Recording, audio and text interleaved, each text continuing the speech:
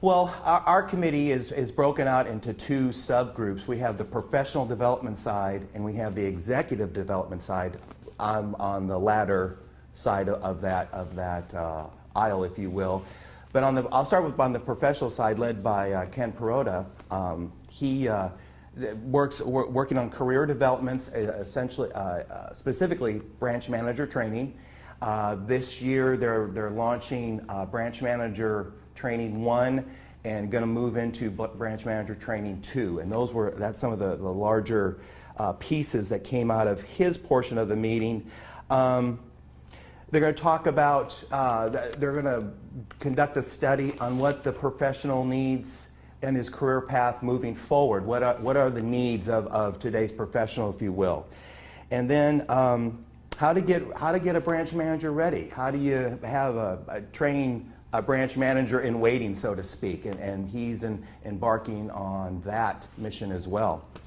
On my side, we discussed we are holding an executive development scoping meeting in November, November 8th and 9th at the DoubleTree in Chicago, and that's going to be facilitated by Michael Workman. And what that scoping meeting essentially is going to be is a channel developing, a channel melding, if you will, of between distributors and wholesalers, manufacturers, to build a better channel bridge, to increase the communication.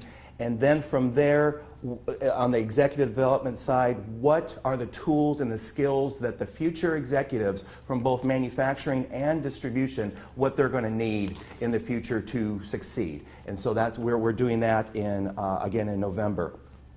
And then two more items that were the hot topics.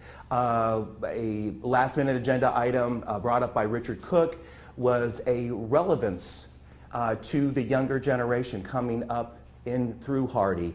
What do we have to do in the current generation to make HARDI relevant into the future? What is important to the younger folks coming through the association?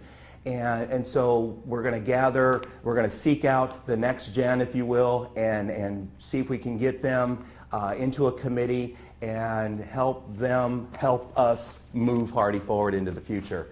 And then finally, I've been hit up several times personally, but we used to do a Vail ski trip every year, and it was an executive development ski trip where we would bring in a facilitator. He would discuss it first thing in the morning. We'd have like a breakfast meeting, and then the group would go up to the mountain and ski for the day, come back down in the afternoon, get cleaned up and go back and meet with the facilitator and discuss the topics of the day, whether that's market penetration or HR skills or items such as that.